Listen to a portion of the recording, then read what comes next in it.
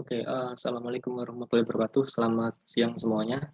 Jadi pada kesempatan siang ini kita akan melanjutkan bahasan mata kuliah penilaian kondisi infrastruktur keairan di uh, infrastruktur keairan bagian irigasi seperti itu. Jadi untuk pekan kemarin kita udah bahas masalah konsep dan manajemen irigasi, kemudian kita udah bahas masalah pemetakan sawah dan skema irigasi. Jadi dengan adanya tugas yang kemarin, kira-kira gambaran untuk desain irigasi ketika nanti di lapangan kurang lebih seperti itu. Nah, untuk selanjutnya kita akan bahas masalah setelah kita udah bisa mendesain, udah menentukan debit tiap-tiap saluran irigasi, baik itu primer maupun sekunder, kita akan melanjutkan ke bagian masalah desain saluran irigasi dan bendungan irigasi. Gimana cara analisisnya dan seterusnya seperti itu. Oke, kita mulai terlebih dahulu dengan masalah bendung. Kemarin kita udah bahas masalah bendungnya itu apa aja bagian-bagian yang ada di sekitar bendung. Jadi ini gambarnya. Jadi beberapa gambar yang akan saya tampilkan pada slide presentasi hari ini ada beberapa yang bukan beberapa, semuanya ada berdasarkan kriteria perencanaan irigasi yang udah di-share kemarin masalah KP0 KP02 kalau nggak salah. Kalau nggak salah KP02 bendungan, KP03 saluran irigasi. Oke, kurang lebih bagian-bagian dari irigasi akan seperti ini. Jadi bentuknya akan seperti ini. Jadi tampak atas bendung. Ini saluran sungai. Nanti masuk ke percabangan-percabangan yang menjadi saluran irigasi, entah itu saluran irigasi primer maupun sekunder. Ini bagian-bagiannya kemarin udah kita bahas. Ada bangunan bendung di sini, kemudian ada bangunan pengambilan air untuk dimanfaatkan sebagai irigasi, kemudian bangunan pembilas atau penguras, kantong lumpur, perkuatan sungai, dan bangunan-bangunan pelengkap. Bangunan pelengkap ini bisa kayak talang, gorong-gorong, jembatan, dan lain-lain yang mensupport detail bendung irigasi maksudnya, yang ada di sistem irigasi. Oke, kita akan masuk ke analisis sebenarnya di mana sih kita sebaiknya menetapkan lokasi bendung untuk irigasi. Bendung tetap untuk irigasi itu di mana sih sebenarnya? Nah, sebenarnya ada banyak faktor yang dapat menjadi alasan kita untuk menentukan lokasi bendungan. Lokasi bendung irigasi. Yang pertama adalah keadaan topografi, di mana harapannya adalah ketika kita menentukan lokasi bendung, semua rencana daerah irigasi, maksudnya adalah sawah, petak-petak sawah yang kalian desain itu bisa terairi semua. Sehingga harus dilihat elevasi sawah tertinggi yang akan diairi. Jadi setelah kalian mendesain petak sawah irigasi, itu kan nanti ketahuan di mana elevasi sawah tertinggi. Nah, itu akan menjadi acuan itu elevasi terendah dari bendungannya itu nanti segitu. Misalnya elevasi sawah tertinggi plus 67 misalnya, 67. Habis itu berarti untuk elevasi untuk bendungan berarti minimal di atas itu, misalnya 68 atau 69, 70 dan seterusnya.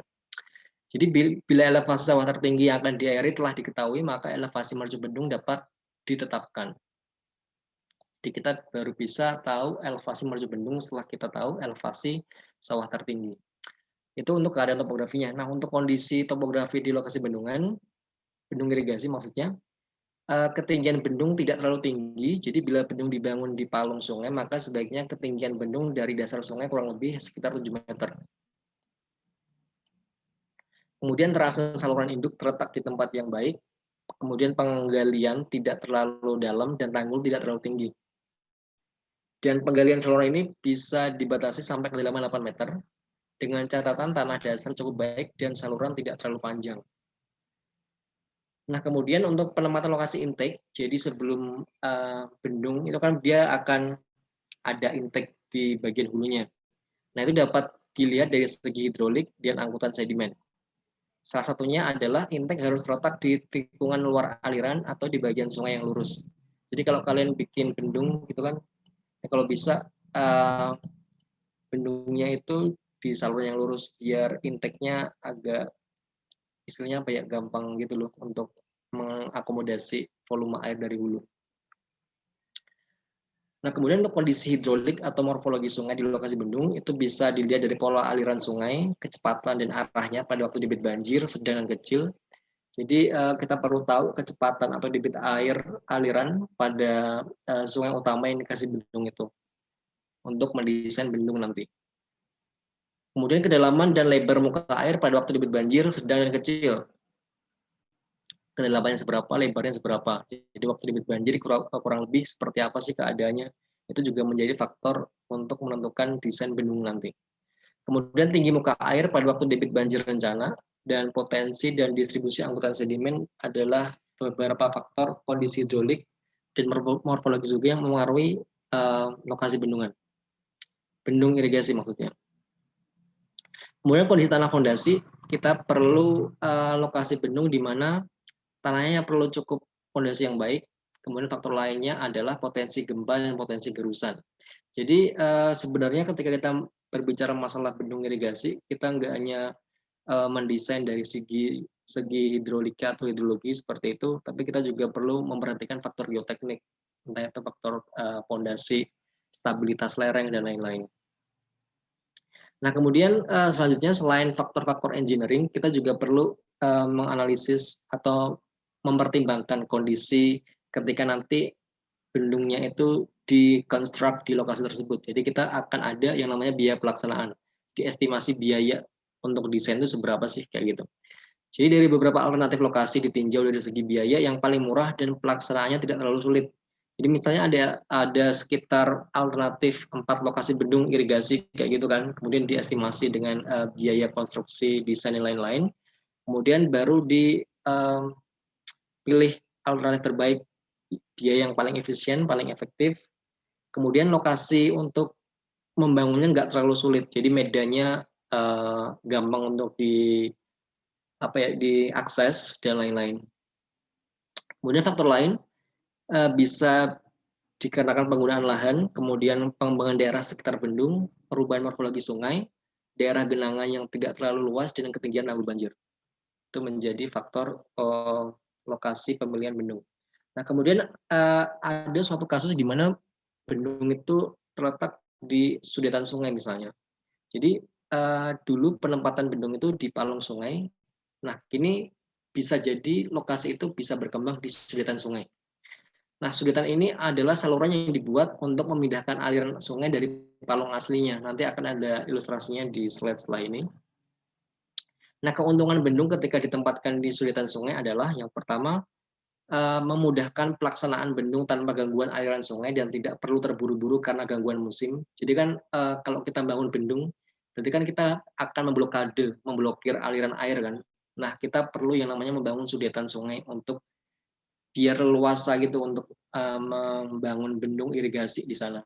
Sebenarnya nggak hanya bendung irigasi, tapi bendungan air yang lain yang akan lokasinya akan ada di tengah-tengah sungai. Jadi kan kita perlu memblokir, harus membuat saluran alternatif agar alirannya itu dari hulu ke hilir masih bisa mengalir kayak gitu kan. Kemudian arah aliran menuju bendung dan ke hilirnya akan lebih baik kalau misalnya lokasinya di sudetan sungai. Kemudian untuk mendapatkan tanah fondasi yang lebih baik.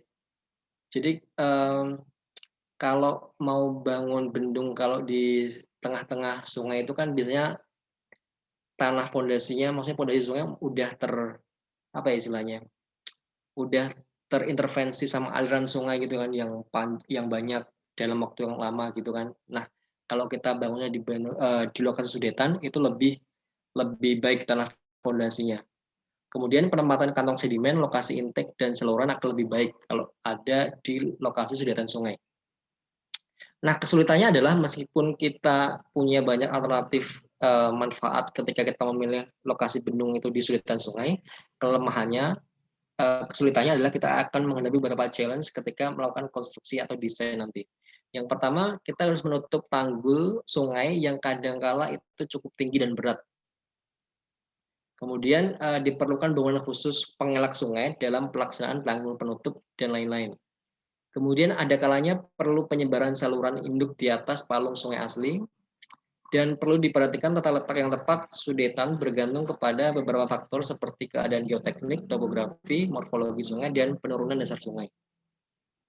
Nah, sebenarnya kurang lebih seperti ini. Jadi ini adalah misalnya sungai seperti ini kan. Sungainya kan seperti ini yang berkelok itu misalnya. Nah, kita pengen bangun lokasi bendungnya itu di sini. Jadi kita pengen bikin salurannya jadi lurus sehingga kita akan bangunnya di sekitar sini misalnya. Atau misalnya salurannya awalnya lurus, kemudian akan dibangun bendung irigasi kayak gitu. Berarti kan kita perlu mengalihkan alirannya ini ke sana berkelok kemudian menuju ke hilir. Kemudian ketika udah jadi bendungannya kita baru bisa menutup salurannya kayak gitu. Ini contoh bendung di Sudetan adalah Bendung Indrapura di Sumatera Barat dan Bendung Mentawa di Sungai Mentawa di Sulawesi Tengah. Kurang lebih bentuknya kan seperti ini. Jadi tadi penjelasan yang tadi masalah Sudetan tadi, kenapa kita perlu ada tanggul penutup di sini, terus kenapa kita perlu memilih lokasinya di sini dan lain-lain sudah kita jelaskan dan kurang lebih ilustrasinya akan seperti ini nanti. Jadi kalau misalnya tadi salurannya lurus, terus mau dibangun bendung irigasi di tengah-tengah, berarti kita perlu mengalihkan alirannya dari hulu ke hilir ke belokan ini. Tapi kalau misalnya sungai aslinya udah belok seperti ini, berarti kita perlu nanti meluruskan sungainya. Ketika nanti kita memilih lokasi bendungnya di sudetan sungai, di bagian sini misalnya. Oke, itu kurang lebih untuk penjelasan mengenai lokasi bendungnya. Nah, kemudian kita akan bahas masalah bendung pelimpah. Jadi nanti bisa dibaca sendiri masalah definisi, keterangan dan lain-lain. Jadi kita akan bahas langsung saja ke penjelasan mengenai bendungnya itu seperti apa. Jadi untuk bendungnya itu sendiri bendung tetap, jadi bendung yang nggak bergerak. Kalau kita bangun bendung irigasi dengan bahan dasar beton itu kan akan menjadi bendung tetap. Karena ada bendung yang tidak tetap. Karena misalnya apa ya? Bendungannya sementara. Jadi kalau misalnya udah nggak dipakai buat irigasi, bendung itu bisa diambil lagi. Jadi nggak tetap biasanya. Nah, untuk bendung tetap itu bendung yang terdiri dari ambang tetap sehingga muka air banjir dapat diatur elevasinya dan dibangun umumnya di ruas hulu dan tengah biasanya seperti itu. Jadi misalnya sungai ini ada hulu, ini ada tengah. Nah, beberapa bendung tetap bisa dibangun di dua tempat. Yang pertama di hulu. Kemudian untuk mengatur volume air yang masuk ke saluran sini antara saluran A dan saluran B. Ada juga biasanya bendung itu juga dibangun di bagian tengah. Jadi untuk apa istilahnya? Membuat intake baru sebelum masuk ke hilir seperti itu. Nah, kemudian untuk fungsinya sendiri apa sih fungsi bendung itu? Yang pertama untuk meninggikan taraf muka air. Jadi level muka air ditinggikan. Kemudian mengendalikan aliran, angkutan sedimen, dan kalau misalnya ada sedimen sebelum masuk ke saluran irigasi, berarti kan dia akan mengendap terlebih dahulu di bendung kan. Nah, di bendung tadi ada yang namanya bangunan kantong lumpur untuk mengambil sedimen, ada bangunan pembilas, itu untuk meminimalisir angkutan sedimen yang akan masuk ke bagian hilirnya, ke saluran irigasi. Kemudian geometri sungai sehingga air dapat dimanfaatkan secara aman, efektif, efisien, optimum. Nah, untuk bendung yang untuk pengatur tinggi muka air sungai itu bisa dibedakan menjadi bendung pelimpah dan bendung penggerak. Bukan bendung penggerak, bendung gerak. Jadi bisa gerak. Nah, ini contohnya adalah bendung di depan terminal Tirtonadi di Solo itu, bendung geraknya pakai karet. Jadi kalau misalnya banjir, itu nanti karetnya bisa mengembang, jadi kayak bendung tinggi dengan tinggi sekian kayak gitu. Habis itu kalau udah nggak banjir, maksudnya alirannya normal, karetnya akan kempes kayak gitu. Itu bendungnya bisa gerak kayak gitu. Oke, untuk bendung pelimpah sendiri terdiri itu dari tubuh bendungan dan mercu bendung. Bagian utama dari bendung utama, bangunan utama irigasi. Nah, untuk klasifikasi bendung sebenarnya ada banyak jenisnya yang perlu kalian ketahui ketika kita berbicara masalah sistem irigasi. Yang pertama, kalau berdasarkan fungsinya, bendung itu bisa dibagi menjadi 3, bendung penyadap, pembagi banjir, sama penahan pasang. Kalau struktur tadi ya ada bendung tetap, kombinasi gerak, bottom intake, kembang kempis, dan lain-lain. Kalau dari segi sifatnya, tadi ada yang bersifat permanen, semi permanen, sama darurat. Kayak gitu. Nah, untuk tata letak bendung, seperti yang gambar di slide awal tadi, kita punya tubuh bendung utama yang punya tinggi sekian nanti diatur sesuai dengan kondisi nanti sistem irigasinya seperti apa, pemetakan sawah, elevasi, dan lain-lain. Kemudian bangunan intake-nya itu terdiri dari lantai, ambang dasar, pintu, dinding banjir, pilar penempatan pintu, saringan sampah, jembatan pelayan, rumah pintu, dan lain-lain. Nah, ini akan lebih gampang untuk dipahami kalau udah tahu gambarnya nanti seperti apa bangunan intake seperti itu.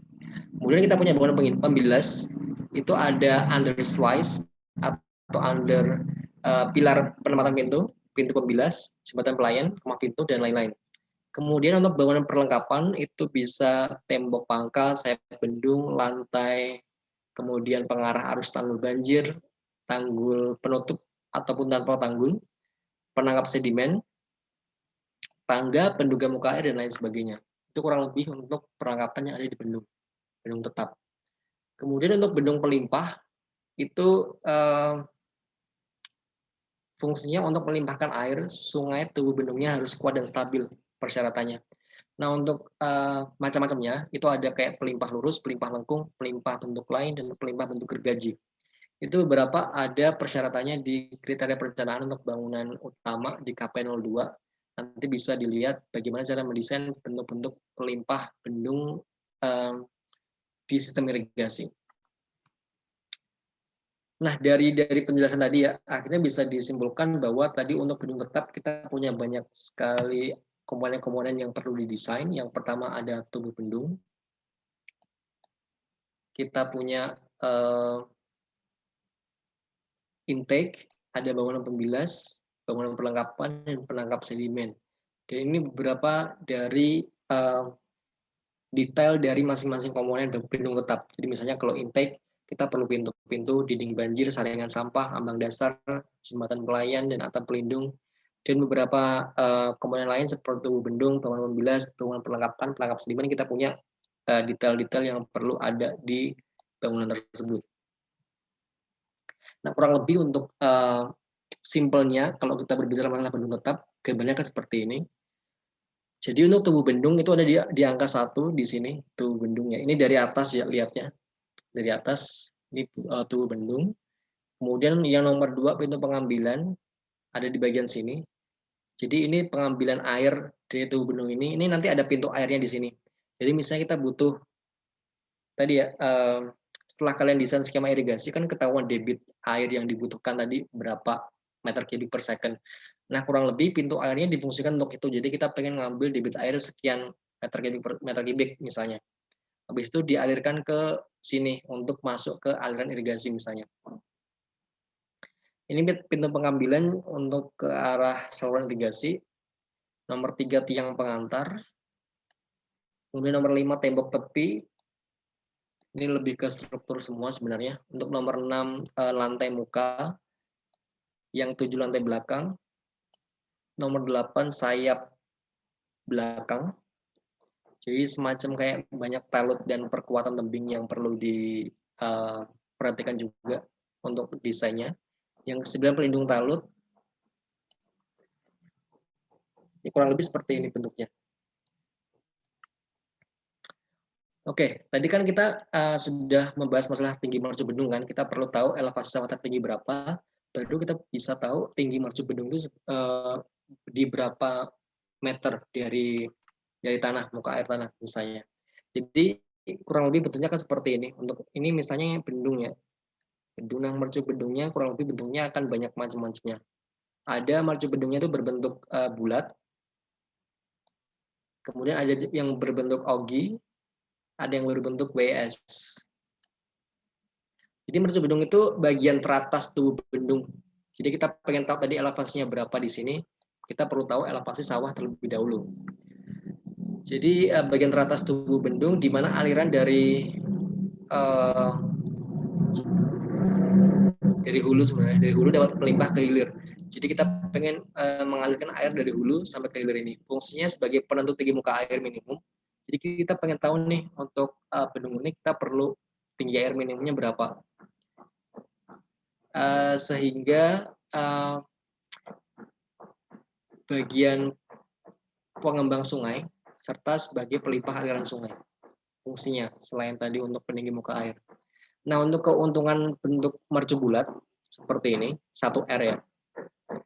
Jadi kalau mercu bulat itu satu jari-jari pembulatan atau dua jari-jari, bentuknya akan seperti ini. Kalau misalnya bulatnya 1R, bentuknya akan seperti ini. Kalau 2R berarti kurang lebih bentuknya seperti ini, lebih apa istilahnya, lebih tumpul istilahnya kalau dari atas.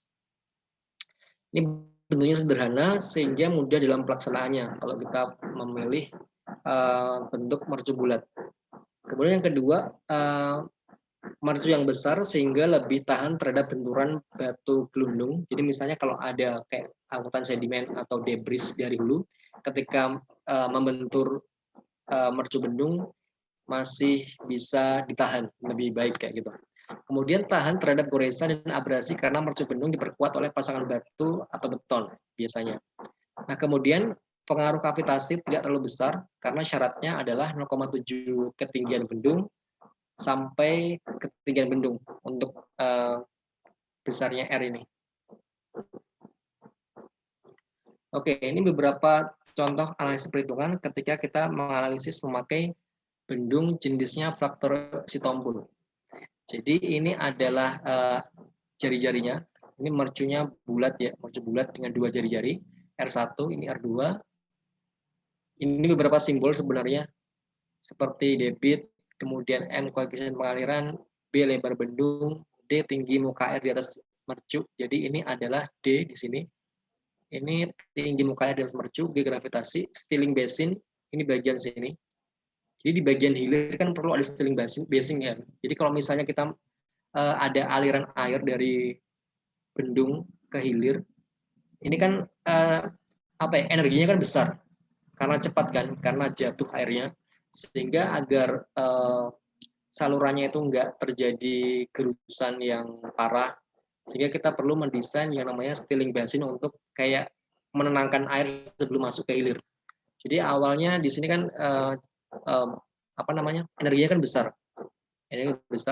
sehingga ketika kita punya stilling basin, kita butuh kayak peredam energi istilahnya di sini, peredam energi, sehingga ketika sebelum masuk ke hilir udah tenang, energinya udah redam, sehingga yang awalnya aliran di sini laminer, kemudian transisi ke sini, kemudian turbulen menjadi laminer lagi. Kayak gitu. Nah, untuk analisisnya berapa tinggi K, kurang lebih akan seperti ini bentuknya. Rumusnya V kuadrat per 2G. Ini sebenarnya rumus-rumus dasar mekanika fluida hidrolika ya. Kemudian ketika kita pengen tahu ketinggian di sini, tinggi air,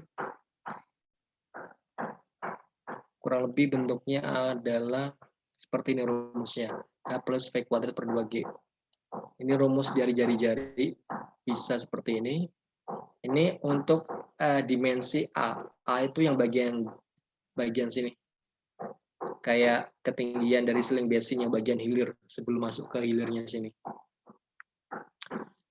Itu kurang lebih seperti itu. Jadi sebenarnya untuk detail analisis desain bendung ini ada juga di KP02, udah ada apa itu mercu bendung efektif dan lain-lain. Nah, untuk panjang mercu bendung yang bagian atas tadi ya, itu diperhitungkan terhadap yang pertama kita perlu tahu kemampuan untuk melewatkan tinggi debit desain dengan tinggi jagaan yang cukup. Jadi kalau kita membahas masalah mercu bendung ini, kita perlu tahu tinggi jagaannya berapa. Kan biasanya saluran irigasi atau saluran awalnya kan ketinggiannya mungkin sekian meter seperti itu kan. Tapi dengan adanya peninggian muka air, berarti kan kita perlu jagaan lagi ditambah seperti itu. Nah, itu berapa? Itu nanti ada desainnya. Kemudian batasan tinggi muka air genangan maksimumnya diizinkan pada debit desain. Itu seberapa misalnya. Nah, untuk panjang mercu bendung efektif, panjangnya itu sebenarnya itu dari mana ya? Panjangnya itu ini loh sebenarnya, panjang mercunya itu. Panjangnya seberapa? Yang dimaksud dengan penjelasan ini. Panjang mercu bendung efektif itu disimbolkan dengan BE. Kemudian adalah panjang mercu bendung bruto dikurangi dengan lebar pilar dan pintu pembilas. Artinya panjang mercu bendung yang efektif melewatkan debit banjir desain. Ada desainnya nggak ya di sini? Jadi misalnya ini kan ada bendung tadi ya, ada bendung. Nah biasanya kan kita ada beberapa pintu air. Jadi misalnya pintu air di sini. pintu air di sini, pintu air di sini. Nah, di dekat pintu air ini kan biasanya ada kayak pilar gitu kan. Ada pilar, ada pilar, ada pilar, ada pilar. Nah, panjang mercu bendung bruto itu adalah semuanya ini. Nah, untuk bendung efektifnya adalah bruto dikurangi pilar ini, panjang pilar, lebar pilar ini maksudnya, lebar pilar, sama pintu pembilas itu berapa. Nah, itu baru yang dinamakan bendung efektif. Nah, rumusnya seperti ini misalnya, ini panjang mercu bruto dikurangi 2 NKP plus KA dikali H. KP itu koefisien kontraksi pilar, KA koefisien kontraksi panggul bendung, hanya tinggi energi, dan sigma B jumlah lebar pembilas, sigma T jumlah pilar pembilas.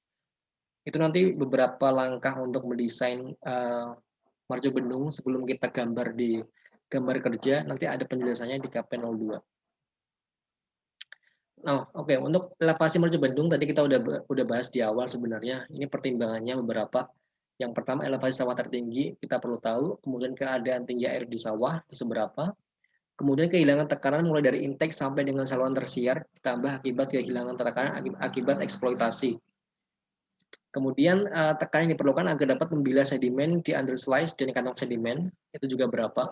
Itu perlu diketahui untuk menentukan elevasi mercu bendungnya nanti seberapa. Kemudian dipengaruhi juga panjang bendung untuk mengalirkan debit banjir rencana. Habis itu untuk mendapatkan sifat aliran sempurna. Itu adalah beberapa faktor untuk menentukan elevasi mercu bendung. Ini mercu Ogi misalnya, ini kegunaannya untuk memberikan pengaruh yang sangat baik terhadap pembilasan sedimen. Jadi tadi bentuk mercunya beda-beda tadi kan. Nah, kurang lebih kalau kita berbicara mengenai mercu Ogi, bentuknya kan seperti ini, lebih apa ya? Lebih curam. Lebih curam kayak gitu. Kalau tadi bulat kan cuman gini kan, lebih landai seperti itu. Kalau Ogi berarti energi yang akan dihasilkan nanti di hilir akan lebih besar karena tinggi airnya kan curam sekali kan di sini. Jadi desainnya nanti akan beda-beda untuk mercu Ogi, bulat dan lain-lain. Untuk tinggi muka air di atas mercu bendung, kita bisa menganalisis menggunakan debit. Debitnya menggunakan koefisien di sini. Ini adalah analisis debit dengan koefisien debit C0 dikali C1 C2. Ini ada penjelasannya nanti. Apa itu C0, C1, C2. Kemudian ada percepatan gravitasi, ada panjang mercu efektif, dan tinggi energi di atas mercu. Itu beberapa komponen untuk menganalisis debit untuk bendung. Nah, untuk mercu Ogi seperti ini bentuknya, ini beberapa dimensinya aja. Jadi kalau mercu Ogi didetailkan, sebenarnya kita perlu satu parameter aja sebenarnya, yaitu H0. H0 di sini. Sehingga setelah itu kita baru bisa tahu desain dimensi-dimensinya ini seberapa dari nilai H0 tadi. Nah, tadi ya rumus dari C0, C1, C2 ada di sini nggak ya? Ini tadi ya bendung mercu Ogi USBR, ini tadi yang koefisien C0 kurang lebih seperti ini. Jadi kita perlu tahu nilai P per H0 itu seberapa. Jadi P-nya itu adalah tinggi bendung sampai ke elevasi mercu di sini. H0 itu adalah ketinggian dari tinggi mercu bendung sampai ke tinggi muka air seberapa. Misalnya P per H0-nya 2. Kemudian baru kita akan menganalisis berapa channel-nya. Jadi ketika ditarik ke atas, kita sampai ke grafiknya, baru kita bisa ngecek channel-nya berapa. Itu nanti masuk ke angka sini. Demikian sama halnya dengan cara ngitung C1, C2. Itu berdasarkan beberapa faktor tadi, dimensi bendungan tadi. Sorry, bendung. Kalau bendungan itu kan lebih besar. Nah, kita sebutnya bendung irigasi aja. Jadi tanpa akhiran an. Jadi bendung irigasi. Oke, ini beberapa faktor lagi untuk menganalisis bendung mercu Ogi USBR. Ini bendung mercu WES. Sama sebenarnya bentuknya akan seperti ini. Untuk faktor-faktor koefisien perlu dicari terlebih dahulu, tapi kita perlu tahu tingginya berapa, tinggi dari dasar sampai mercu bendung, sampai dari mercu bendung sampai ke tinggi muka air seberapa. Nah tadi ya, kita kan tadi udah bahas masalah Stirling Basin USBR. Jadi sebenarnya tipenya ada banyak, tipe 1, 2, 3, 4. Jadi yang di bagian mana tadi ya? Di bagian sini. Bentuknya seperti apa sih? Kan kita pengen meredam energi kan. Nah bentuknya akan seperti ini. Misalnya kita pakai Stirling Basin USBR tipe 4. Nah ada desainnya juga sebenarnya. Ada di kriteria perencanaan. Bendung di KP02 masalah tipe 4 basin dimensions. Jadi bentuk dari peredam energinya seperti ini. Jadi ada kayak pemecah gelombang, kemudian apa ya, lebar Stirling basin yang sangat lebar kayak gitu. Kurang lebih adalah kita merekayasa agar energi yang terjadi di hilir bisa diredam sebelum masuk ke hilir saluran irigasi. Analisisnya sama, kita perlu tahu kayak fruit number dan lain-lain sehingga kita bisa tahu panjang Stirling basinnya itu seberapa. Ini kalau tipe 3 seperti ini, untuk peredam energinya kan beda-beda. Di sini cuma ada 3 kayak apa ya, blocks-nya sebelum masuk ke Stirling basin kita punya 3 blocks di sini. Tapi kalau yang tipe 3 kita ada banyak. Di sini sekitar ada 5, ini ada 3 dan pemecah gelombangnya lebih besar. Jadi ketika air dari hulu kemudian jatuh ke bendung sampai ke hilir kan energinya besar. Diredam pakai blok yang pertama di sini, itu mengalir, diredam lagi pakai blok yang kedua. Baru habis itu baru alirannya jadi tenang, jadi aliran laminer, lebih ke steady kayak gitu, masuk ke bagian saluran irigasi kayak gitu. Jadi nggak terlalu menimbulkan gerusan di bagian hilirnya. Nah, tipe 2 seperti ini. Jadi bloksnya di bagian awal sama akhir. Jadi ketika energinya tinggi di sini, di blok sama peredam energi di sini, kemudian masuk ke Stirling basin, kemudian di sini dicegat lagi sama blok untuk meredam energi, baru bisa masuk ke bagian hilirnya. Oke, nanti ini buat pekerjaan rumah aja, nanti kalian bisa cek bagian sini untuk menganalisis debit air yang mengalir seberapa, sama panjang Stirling basin. Nanti untuk beberapa analisis nanti berarti kita perlu mengecek tipe masing-masing soal nanti seberapa. Maksudnya adalah ada yang dapat tipe 1, tipe 2, tipe 3, tipe 4. Ini kan contohnya kita pakai tipe 4, tapi kalau misalnya tipe 3 kurang lebih seperti apa kayak gitu nanti kita akan bahasnya di situ untuk latihan soalnya. Oke, itu masalah bendung ya.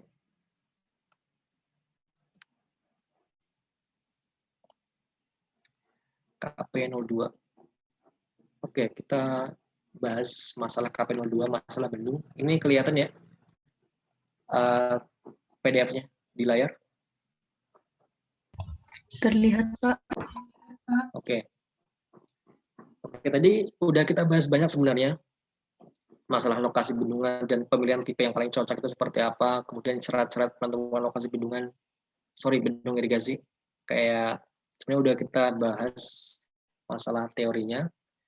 Tadi kita masalah analisisnya tadi, beberapa jenis bentuk bendung itu juga ada di sini sebenarnya. Nah, ini perencanaan hidrolis. Jadi kan tadi kita bahas masalah konsepnya kan, dasar teorinya bendung seperti apa. Nah, untuk desainnya kita lebih ke perencanaan hidrolis di bab 4 di KP02.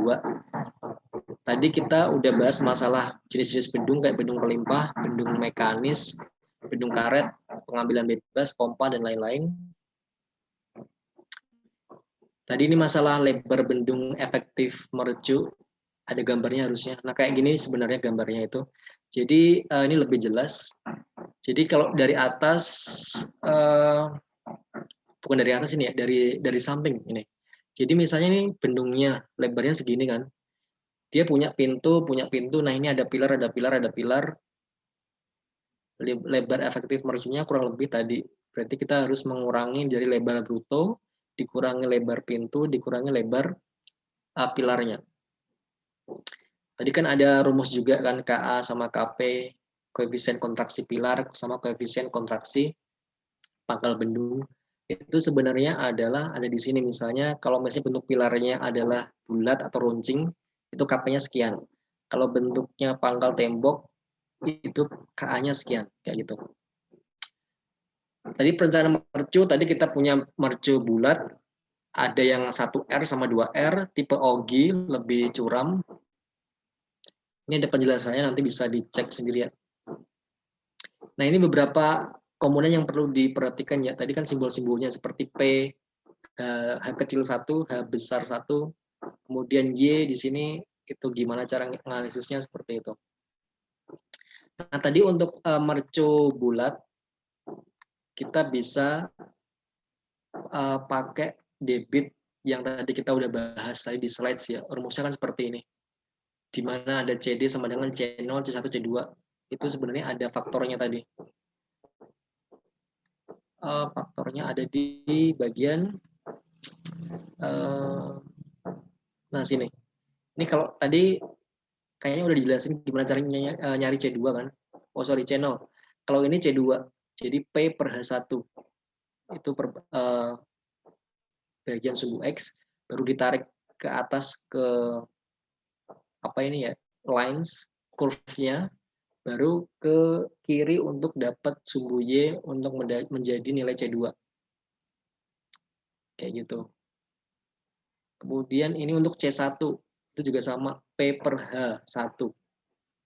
Ini rumusnya tinggal ditarik ke atas saja ke curve-nya, baru kita dapat nilai C1. Ini beberapa faktor lain sebenarnya seperti kita pengen dapat nilai P per H1 dengan fungsi perbandingan H1 per R. Jadi kita perlu tahu H1-nya berapa sama R-nya jari-jari mercu bulat seberapa, baru kita dapat nilai P per H1 besar ini. Itu yang mercu bulat ya, mercu bulat. Kalau mercu yang Ogi bentuknya seperti ini. Rumusnya sebenarnya kurang lebih sama, mungkin beda di faktor koefisiennya ya. Bentuk bendung mercu Ogi kurang lebih seperti ini.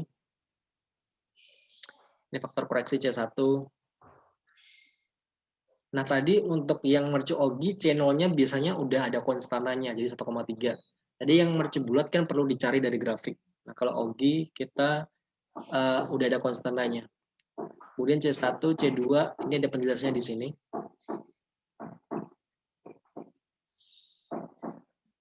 Oke, ini faktor-faktor yang lain. Saya kira seperti itu untuk bendung mercu Ogi.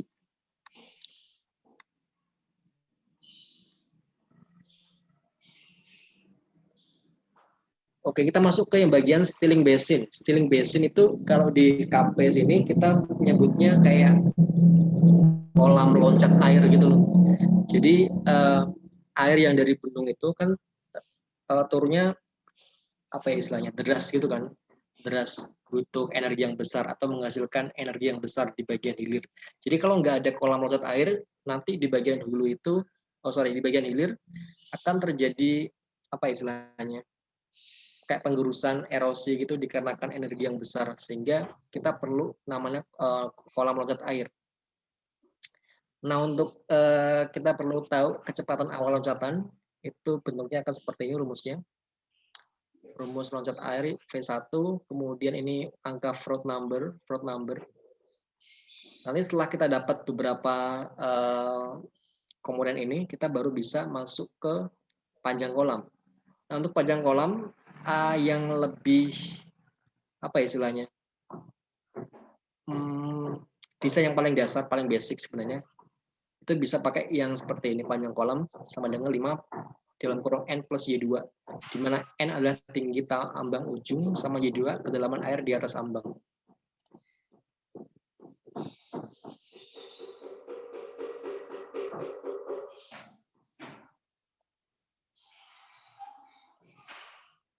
Sebentar, kayaknya ada yang oke, udah saya mute.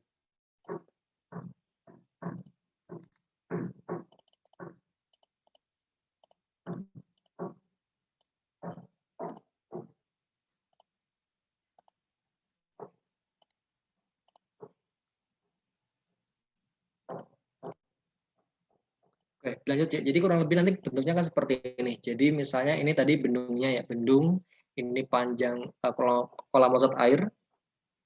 Nah ini kita pengen tahu panjangnya seberapa sih? Kita bisa pakai rumus yang ini. Tapi dengan catatan kita perlu tahu tinggi ambang ujungnya berapa, sama Y2, kedalaman air di atas ambang. Jadi di Y2 itu ini ya, di Y2 ini. Kayak gitu. Kemudian ini adalah ambang ujung pendek.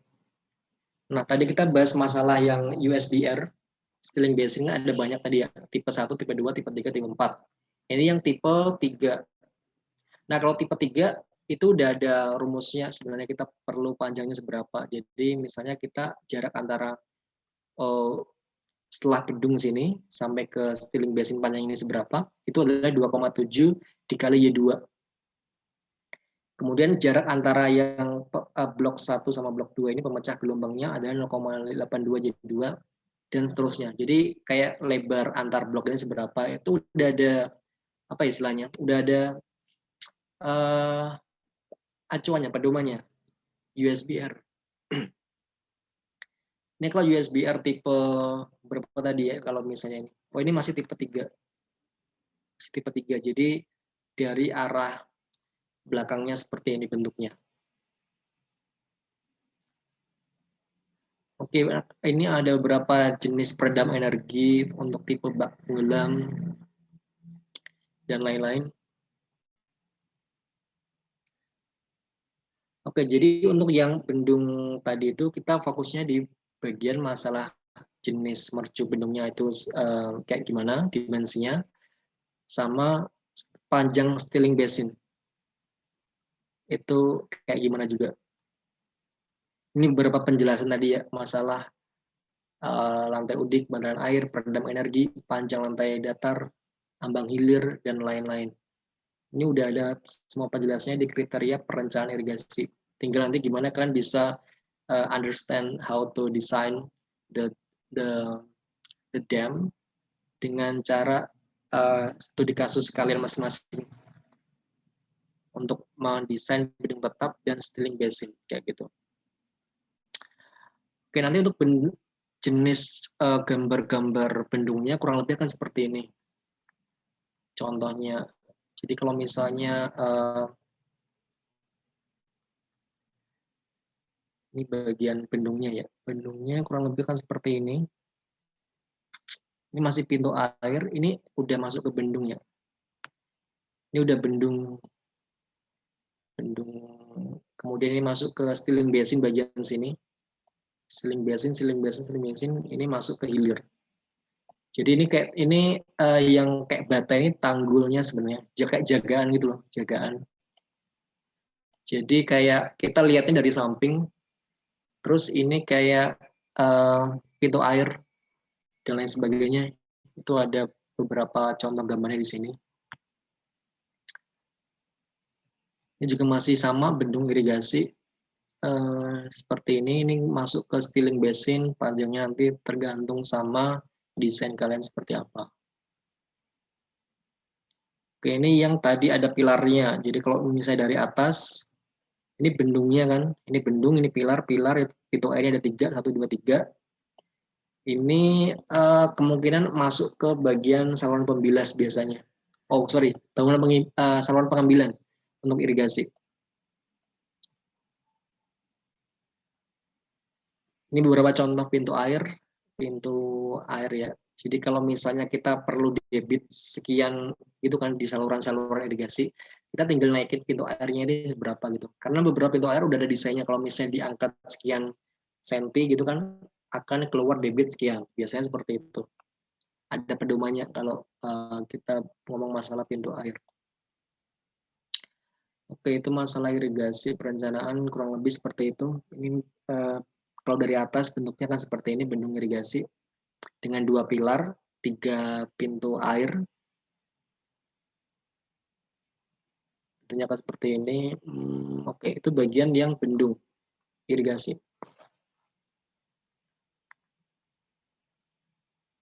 Oke, ada pertanyaan mungkin sebelum kita masuk ke bagian saluran irigasi?